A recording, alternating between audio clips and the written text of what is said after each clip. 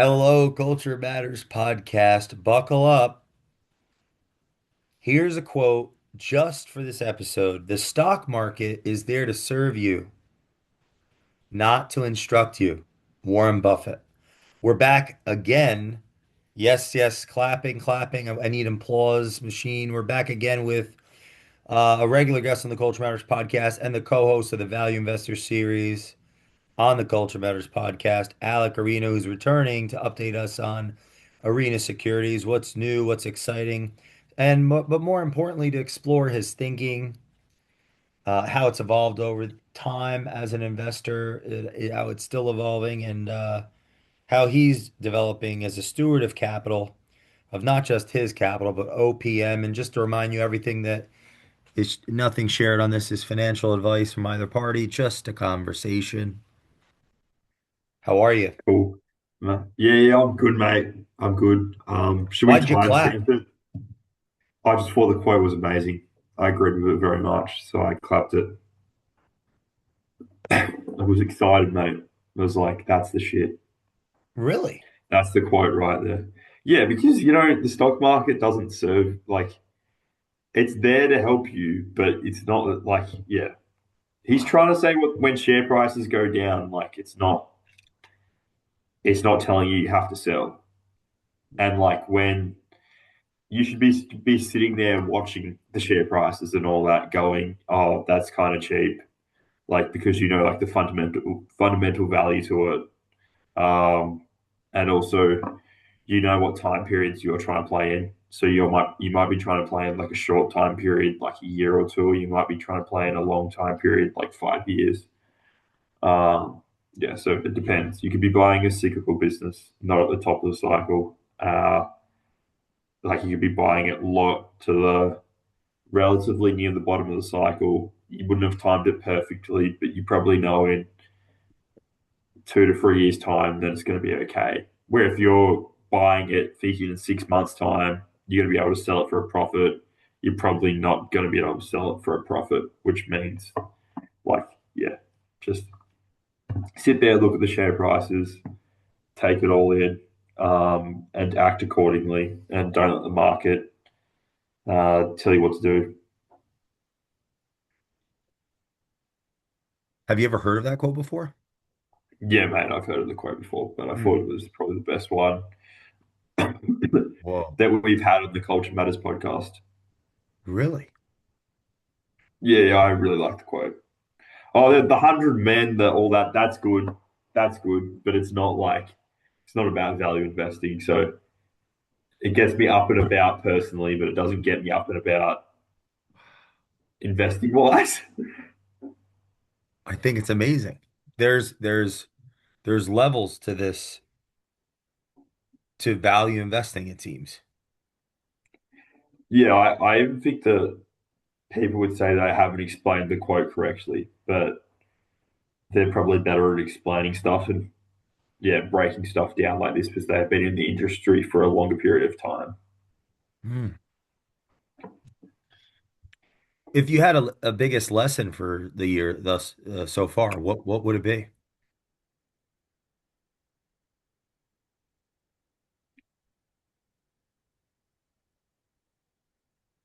I don't think I've learned anything new this year yet. We'll see. I kind of learned the same things like I didn't like. Yeah, it's, I don't know. It's always relatively similar. Like if it's too different, you're probably a bit confused. Do you get what I mean? Oh, I'd like to know. I think elaborating on that would be super helpful for our audience. Oh, so like, value investing is always kind of similar. Like you might learn similar lessons. Sorry, can I just blow my nose because I feel like I can't talk properly at the moment. Yeah. Yeah, that way you're valuable for the audience. Sorry, you might need to edit that bit out. You just Okay. invested in us. Well, okay. So, what was I talking about? I haven't really learned anything new this year. I don't think that's a horrible thing. The year's only halfway done, so I might learn something in the second half of the year. But if it's value investing is like always pretty similar. Like it's you're always looking at a stock that's cheap. Sometimes things are going to go wrong. Um, there's always crowded trades out there. There's always overvalued trades. Usually there's a war going on or something similar to that. I don't know. Throughout history, there's always a certain thing that's going wrong. Like it's not always smooth. It's usually not smooth sailing. So um, maybe I learned about uh, Are you like saying that wisdom, or go ahead, go ahead. I, I learned about a war in the Middle East that affected global markets, but that's like it might help me one more time in my career. I don't know because I've never been investing seriously when there's been a war on in the Middle East, like a war between America and yeah, where I have obviously I was investing during like the Russia Ukraine when that started. It's obviously still going very much, and yeah, I don't know. Hopefully, I don't know. I just personally, hopefully that war ends soon and everyone's safe and um, yeah, just gets back to their normal daily lives before it started.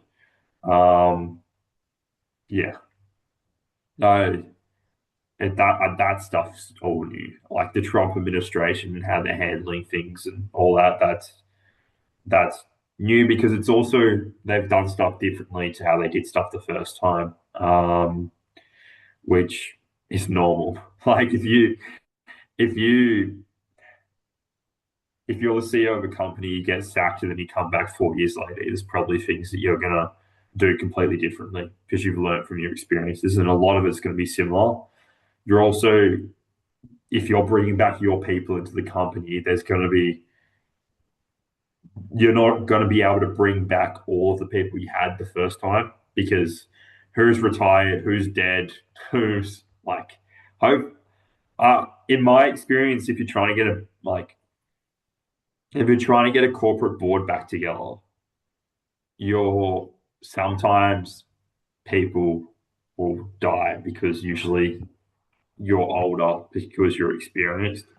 So, but if you're like, yeah, if you're quite young and all that, it's death's probably not a scenario that plays out in a young person's life much, like when they're a group of friends or a group of colleagues in their career when they're starting out. They're probably just who's moved states or who's in a different country or yeah, who's studying their MBA at college. Yeah, that's where I was going with that. Do you, you are you saying when you say you haven't learned anything new, is it more is it more of in terms of value investing, the wisdom isn't necessarily collecting new ideas, but refining old ones? Yeah, it's like church, mate. Like if you go to church on a Sunday, the message is completely different. Like Jesus ran around and killed a bunch of people, you would be like concerned. You'd be like, I don't think this priest is mentally stable. Like, let's get out of here. Like if I like was started investing and my investors saw me buying like SpaceX and those types of shares at the moment, I would hope my investors would be having like stern conversations with me personally, and yeah, questioning my philosophies and probably even redeeming that money. But I'm currently not buying SpaceX, so I'm not saying SpaceX is a bad company. At a certain price, I'm sure it would be a good buy, but I don't think it's anywhere close to today's price. But I don't know. People play those games. I don't, and they can. Do you get what? Like it's they're not breaking the law, but So I'm. It's not my philosophy. constant change is not necessarily progress. No, I don't think so. Is that the value investing culture? Yeah, but like what you said, like I agree with it. There is constant change, but it's like very, very slowly, if that makes any sense. There's not going to be like any quantum leap. Sorry, that's my cold speaking. But if I was like, I come back to church again, um, like Mm, it's like after um, mm. they had this big thing in the church, Vatican II, where they called everyone to pretty much no one was going to church in the early like 1900s, and then I think I got the time period wrong, but no one was going to church for a certain period. They couldn't work out why, so then um, they brought everyone together, like the church leaders, and they were like, "Oh well, the priests aren't speaking in the native language. They're standing at the front of the church with their back faced to all the people speaking in Latin in the UK, America, all different types of places and countries. How do we get participation levels back up?" And they came up with the idea that um, you just get the priest to stand at the front of the church. He speaks English or whatever the native language is to the people in the church. And then they included stuff like music and like that to bring back engagement to the church and all that. But that stuff happens slowly. It's like Roman Catholics still aren't accepting of same sex marriages, right? Me personally, I am, but people say that's wrong, but that's just my personal belief. Then, like, you have other parts of the Catholic Church that are accepting of same sex marriages. So, like, the evolution, the progression happens over time. So, like, it's changing, but it's still relatively similar. And I think that's the same with investing. Like, you don't, it's, if the message was to drastically change quickly, you'd be very confused. But if they tinker stuff around the edges, it's all good. Mm. But Is that does not mean like you're going to go from like buying like because currently we're kind of in the like the Charlie Munger model of value investing where you buy like decent quality growth stock at a reasonable price and it grows and you hold it for a long period. That's usually the playbook. So then if it goes to like buying, like what I said before, buying SpaceX right now, you would be questioning the philosophy about what the person's doing. if we audited or did an inventory of every self-proclaimed value investor's portfolio in the United States of America, would Do you we mean like see? including retail people, like including mums and dads, No, like that the professional investors? yeah, if we did do a thought experiment right now, right? If we did an inventory of of the actual portfolios of self-proclaimed value investors in the US, just specific to US, what percentage of their portfolio do you think would reflect the traditional core? Oh, uh, Meaning, because you brought up such a powerful example with the church thing, where maybe one section believes in one core principle is different than another section. yeah. I'm very curious what you think, and it's just a thought experiment, but what percentage of the professional value investor, self-proclaimed value investors portfolio aligns with, and is it We've Ben invested. Graham or is it someone else? So I'm curious if you're, yeah. No, I think most people these days are kind of in the Charlie Munger model of investing, and I feel like I'm kind of in the middle between like Ben Graham and Charlie Munger, if that makes any sense. Like that's my kind of relative style. I've made that sound really good. I'm just Aleck. I'm not anything special, but yeah, I would be between those two guys. And I have no, I don't know. It's hard because you have your brilliant investors, then you have your frauds, then you have people which are trying to get in money. So they're saying they do it that way, but they actually do it a different way, which works. Um, yeah, What there'd be about the so ones many that, disputes over those kinds. how about the ones that are legit? Is there does fringe exist on their in their portfolio, or is that impossible based on the philosophy? Like I think like Chris Davis and all that's legit. Like they're still like value investing, the modern style of value investing, but they're still doing that. Um, uh, I can't really speak for everyone else. Like the kind of the big names in the industry, I feel are still doing it the value investing way. Besides like Kathy Woods and those types of people, I'm talking about like the traditional big names like Seth Klarman, like they're still doing it at Berkshire Hathaway. Monish Pabrai is very involved in value investing with the coal trade and many things he's done. He's very, very, I would say Monish is probably closer to the Ben Graham kind of type of value investing at the moment. If Over the Graham, last like 4 to 5 years, he's come back to that. if Monish Graham, has moved away from Munger and come. Yeah, I was just trying to. say that again. What? Sorry. Yeah, I feel Monish has moved away from Charlie Munger's philosophy and come back to more Ben Graham. Maybe because he's starting to see the Charlie Munger investing type to become more crowded because just the average person can identify a moat now and identify stuff that they couldn't um, 20 years ago or 10 years ago. If Graham founded it and Charlie modernized it, who are some of the contemporaries that are part of the evolution of it or shaping the next evolution of it today? Are they known?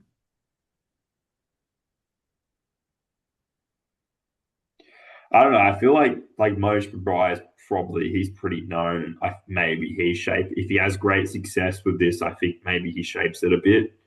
It's the people that, from what I've seen, it's the people that win and then they do it very well, and then everyone kind of tries to copy him. So he might people might start to try to copy him. They also might start to copy like Bill Ackman or whoever's doing investing well, whoever's getting the best results. Do you think Bill Ackman is a value investor or a Bill Ackman investor? Uh Or Bill if you Ackman, don't from feel what it like you seems to know me, enough. I don't know him personally. He's a like activist Hmm. value investor. So he's also probably closer to the he's like where Warren Buffett was when he bought Berkshire. He's there. Interesting. Meaning, Because he like usually takes like gets involved at a board level and then like tries to like shuffle stuff around and create value and fire people and do you yeah, think he's going to try to create a Berkshire with this he's new going he's public? trying. Yeah, he's trying. Like he's looking at the next 40 year, 50 years, maybe he thinks he'll Yeah, live to 300 even. not sure. I don't think he think. I don't know. I'm not sure one could think that, but he's definitely uh he's definitely trying, and that's why he's been appearing at Berkshire much more, in my belief. Do portfolios reveal the philosophy of the investor better than whatever their PR or words or stuff? Sorry, can you repeat the question? I was a bit lost.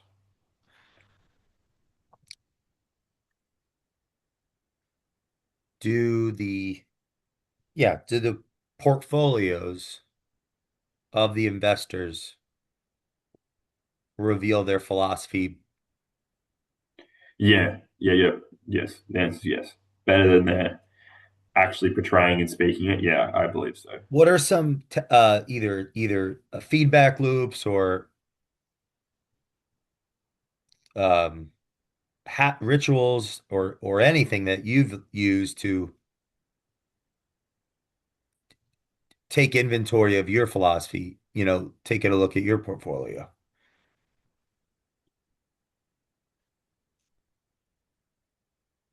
I don't really. I just buy stuff that I think. Sorry, keep dying on the podcast today. I just buy stuff that I think's cheap and valuable, and yeah, yeah, that's kind of just my role to try to create value for shareholders, and yeah.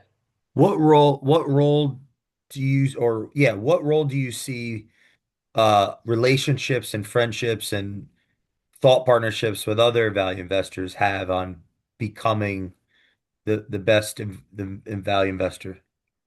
Like you talk to a lot of investors. Yeah, I think it's pretty important, but I think if you're hanging out with like, not hanging out, if you're speaking with people that aren't good, that it's probably gonna make you a worse investor. The reason I asked that is I just thought one of the ways that people maintain a philosophy is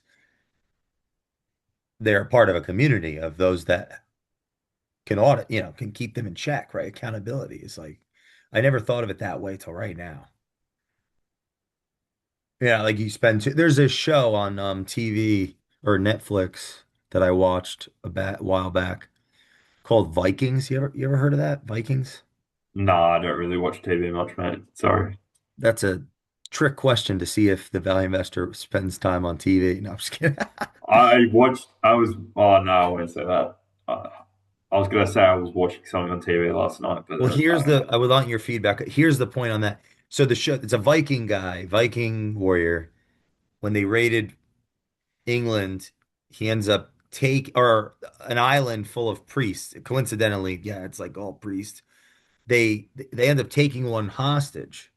The guy lives with his family, kids for reading his Bible that for a long time, and eventually aligns with the Vikings paganism. Like he ends up becoming, he doesn't fully admit paganism, but he basically entertains because it was just him alone, among the Vikings for so long. He didn't become a pagan, and so he never really fully stopped being a Christian, but he he started taking on the behaviors, the habits, the rituals. He was because part of it was he was all alone and he had so much respect and admiration for this Viking because he was in the show. He's a very strong leader, someone yeah, arguably worth following. So that's why I asked, like, how important is that community conversations to get better and to be thinking about to stay on the straight path as a value investor. yeah. What's Yeah. become most simple over the last couple of years for you, or simpler rather? Probably not investing. What do you mean? I don't know. I just feel like probably a bit pickier now, which is a good thing. I'm dying again, mate. Yeah, I just like working out. Oh, I'm definitely not an expert at it, but yeah, just sitting back and waiting for stuff to come to you. But yeah, haven't found much at the moment, but I reckon that might be the macro speaking. I want your opinion on this. So, uh, you have had great. So I'm not pitching you, but as an Yeah, observation, you've had healthy returns over years. So you yeah. said I'm not that like there's an intellectual humility which is admirable. Is there a timeline where a value investor can it's where they can say without false pride, but with a degree of reason that you know they they're a professional like this is they're good. They're I not think the great, but they're timeline is good. like Is there 20 to 40 years. 20 to 40 Like I what? think 20 to 40 years. I think it is personally. That's like if you want to say you're a good or great investor, Wow. you have to be getting good returns on average between yeah, yeah, Okay, so as a young considerably, uh, you know, I'm not aging you down, but uh, as a younger person, maybe the yeah. youth that are listening to this, it could be inspiring for them. How do you stay steadfast? Like, Is that something that scares you? Is that something that excites you? Is that something that you're indifferent to? Because that would seem like some far away from today, this recording. Um, Trust me, mate, like a year's not a long time. Like they say a week's a long time in football, but a year's not a long time in investing. It's like, yeah, it's kind of crazy. So like with in the NFL, like sorry, in the AFL, they say like a week's a long time because like you can lose by 10 goals and then next week you've knocked off the best team by a margin. So yeah, that's kind of what they're trying to talk about. And I'm sure the same thing happens in the NFL and the same thing happens in the NBA and the same thing happens in the MLB. But with investing, a year's not that long. It's just like I don't know. It's crazy because usually business, if they're okay companies, business goes as normal, and then yeah, you're kind of just monitoring it, and stuff won't happen for I don't know. It's stuff I can't say this confidently, but usually if you're a good investor, not like myself, other people, and they've designed their portfolio in a similar philosophy that I have, they won't they won't have much turnover in the portfolio. Like they'll sell like one to two positions and buy like one position a year. So it's like, yeah, I did not much happens in a year in investing. Like because you get like in Australia, you only get two major updates a year, and in America, you get four major updates a year. So what is this? like What is this? like I'm talking about like times where you get like a half yearly report, a full year financial report. So in America, you get a quarterly report. So in like NFL terms, your companies play like four games a year. And if you have like 15 companies, then they're playing 60 games, which is a lot. But if you have 10, you're only playing 40. Like there's only like, and I wouldn't say one quarterly, one result does not make or shape a thesis, in my opinion, unless your thesis was based around certain people and the people have left. Yeah. Wow. What does believing that it takes 20 to 40 years change about how one lives today or you live today? I'm sure I'll be a different person in like 20 to 40 years' time. I'll probably be investing a little bit differently as well. But yeah, I don't know. We'll see. And I wanted to go back to because the that piece about the isolation or having peers to discuss ideas around is as much around um do great investors need other investors to talk to for stock ideas as much as to remain intellectually honest with themselves? Uh, yeah, I agree, but then I also like kind of disagree because like you know, if you're talking to too many people, you probably just got too many ideas and stupid stuff going on in your head. Like you kind of need to be like Wow. you have still a narrow level of focus. That's why I think like big funds management firms kind of tend to struggle because if they want to add something to the portfolio, there's like a committee meeting, and yeah, there's no like kind of high conviction around certain things. That's why the greatest investors kind of are on their own. They don't have those big barriers that a lot of financial institutions have. And then, sorry, what was the other part of the question? You said it just, the sometimes you don't even need to speak to a person if you spent a lot of time with them previously, because you know what they're gonna say. It's kind of like Wow, yeah. weirdly your relationship with a dead person. So like, if you have a family member that's passed away and you're extremely close with them, you probably know what they were going to say in a certain scenario. Huh. Where if you might hear people joke about that, like if the person's not there anymore and you're with a bunch of family members, or dad would say, Zia would say, someone So would these are say, core values. This is yeah, it's kind of drilled into you. So like I don't sometimes like sometimes I don't need to speak to Luke to know what he would say. But I don't know, kind of get bored. So I send Luke a lot of messages, poor Luke. But yeah, sometimes I don't need to speak to like other people to know what they're gonna say. I just know like bro, some of this stuff's so drilled in that it's like there's one man I have in mind, and I don't need to like I have yeah I don't know so much yeah it's literally like he installed like a personal Bible into me. It feels not about it's more about like investing, nothing about religion and how to do life, but like he kind of yeah was so like strict and banging the table about his investing principles that I definitely understand how he would think in certain situations. He's not always going to be right, but I understand how he would think.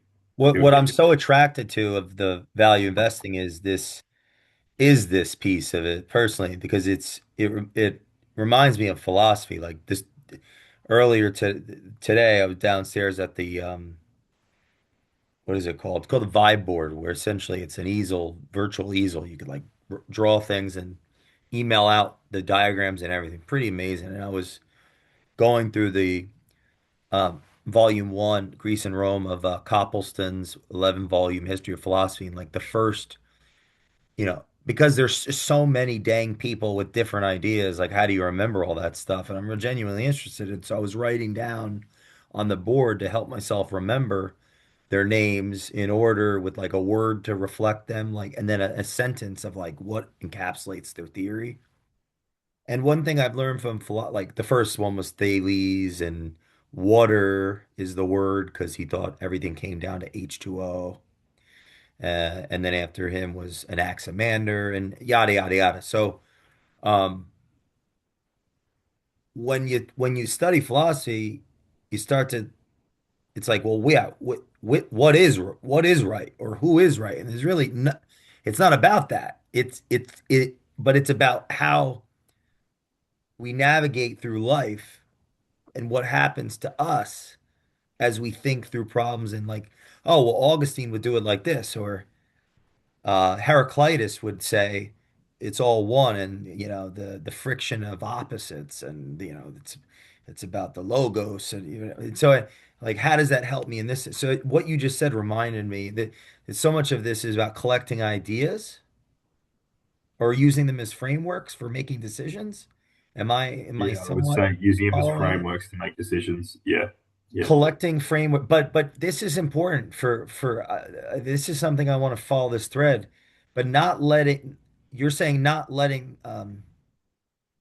getting confused by like not you don't not want to have too letting many ideas because then you don't have good ideas. Do you get what I mean? This is like fine kind of lines to this.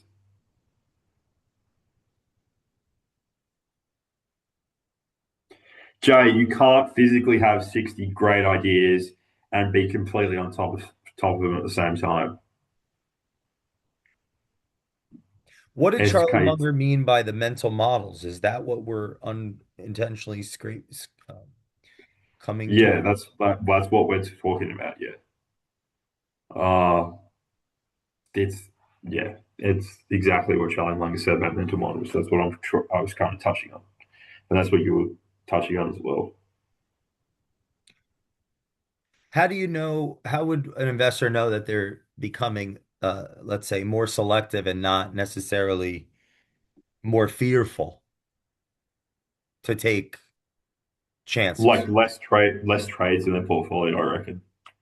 If they're like less in and out of stuff, they're probably yeah.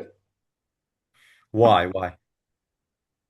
Because like when you buy a share, then like you kind of get shaken out because the share price goes down, or because they announce a certain thing and you didn't think the company was going that way.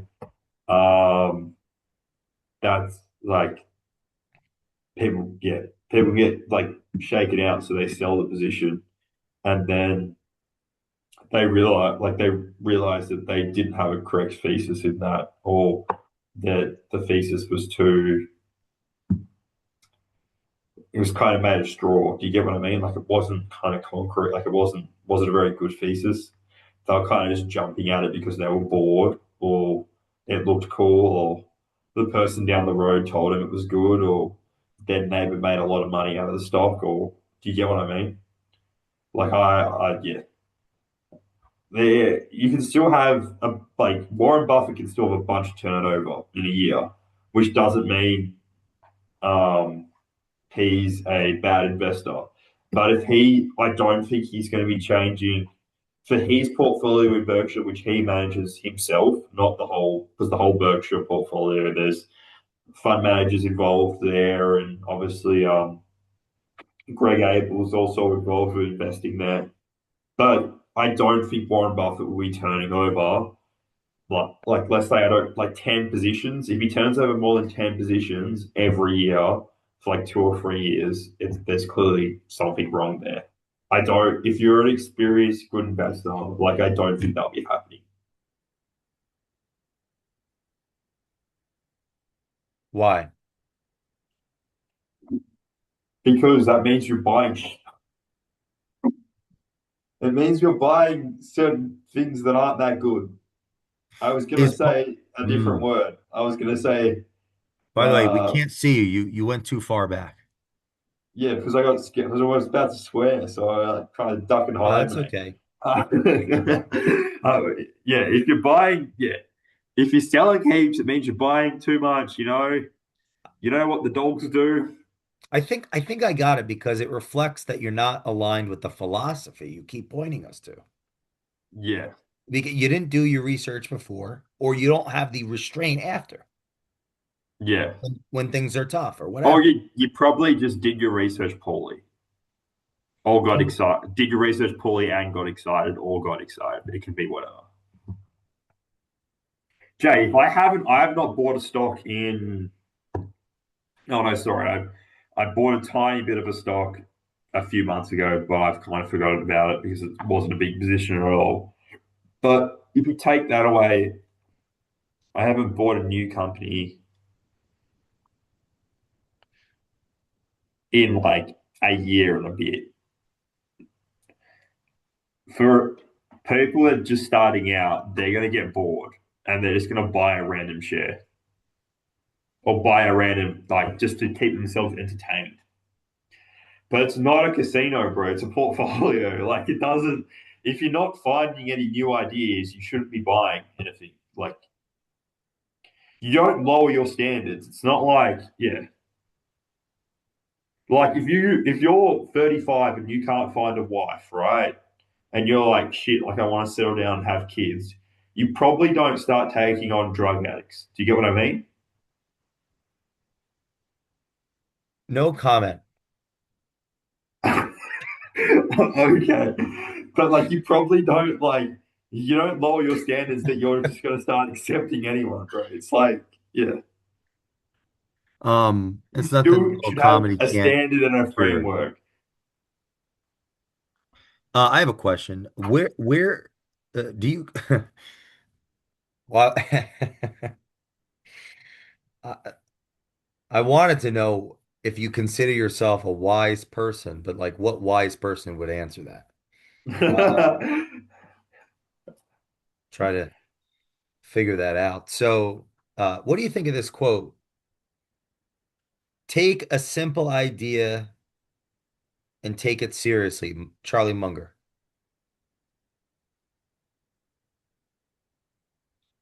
It's kind of what I've been trying to explain. Yeah, so yeah, he's just trying to say that like especially with ideas with investing, I'm going to bring it back to investing related stuff. The idea doesn't need to be extremely complicated. Andrew Page, this guy, this Australian kind of financial commentator, really nice guy, okay investor, said that you don't get you don't get style points with investing. Like if you're doing if you're making some insanely complicated investment, it doesn't.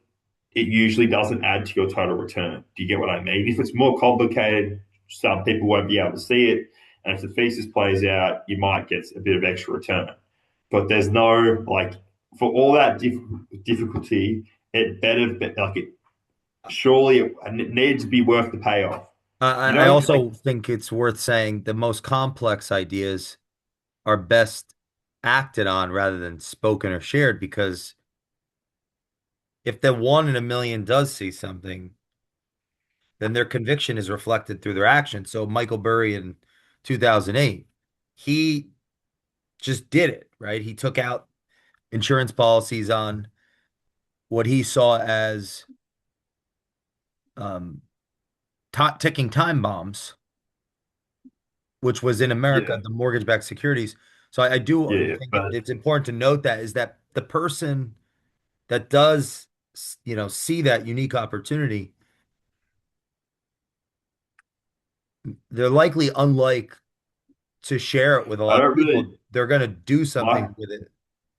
Michael Burry like made that really good investment and all that, but like he was very early. He nearly got himself in a lot of trouble. In those multiple years, he probably could have, I don't know exactly, but he could have probably invested money in different ways where he got a relatively similar return, had a lot less stress, and was nowhere close to setting himself broke. Does Well, that it's make any it's sense? clearly not value investing, but I Could just you imagine? Could you imagine if he went out and bought Amazon? Because a lot of people back in like 2005, 2004, like Nick Sleep and those types of people thought sure. Amazon was the biggest screaming buy they've ever seen. Well, I So think he you're making a probably in point. 2008 he would have had like slightly less money or whatever, like total return. But by 2012 he would have like absolutely killed it. Then by like 2016 he would be like miles in front. By 2024 he would be it would be crazy, bro.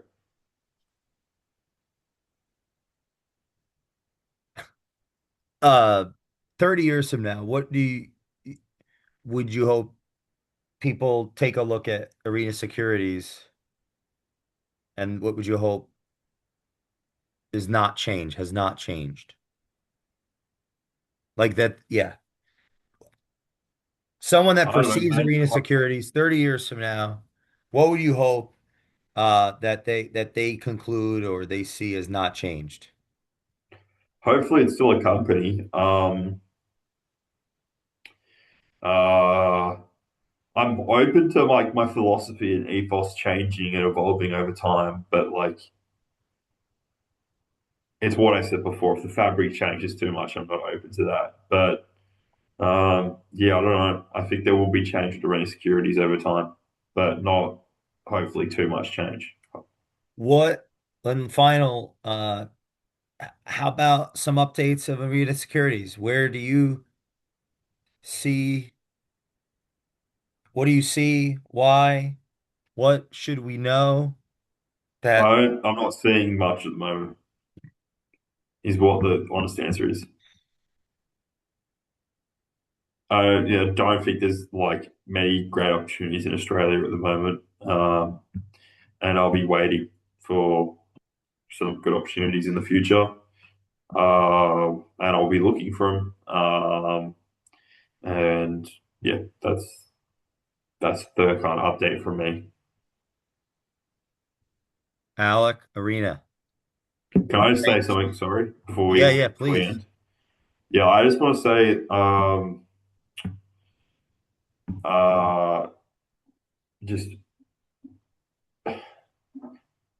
I um I don't know Guy Spear too well, but I just kind of want to send my love and thoughts and all that to him and his family. Uh, Obviously he had a horrible diagnosis, and yeah, I didn't get to Berkshire this year, but yeah, I hopefully I'll see you again around, and yeah, sending all my love, my thoughts, my prayers to him, and yeah, just thanks for being kind of so open and honest about um, kind of what's happened and all that, and raising awareness, and yeah, hopefully you can do a lot of good for finding a cure. And that's all I wanted to say, Jay. I just wanted to acknowledge that like something has happened to someone in the investing community, and um, yeah, that's pretty much it. Yeah, send my love and thoughts to him.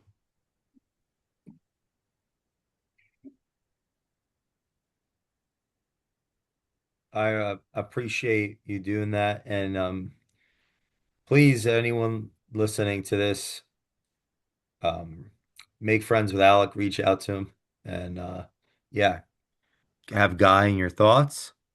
We will see Yeah. you next time on the Culture Matters podcast.